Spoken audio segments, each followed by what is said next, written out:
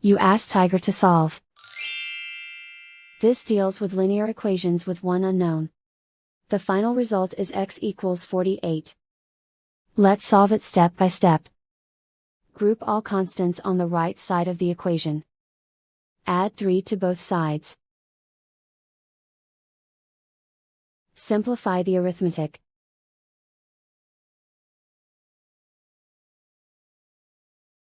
Isolate the x. Multiply both sides by 4. Group like terms.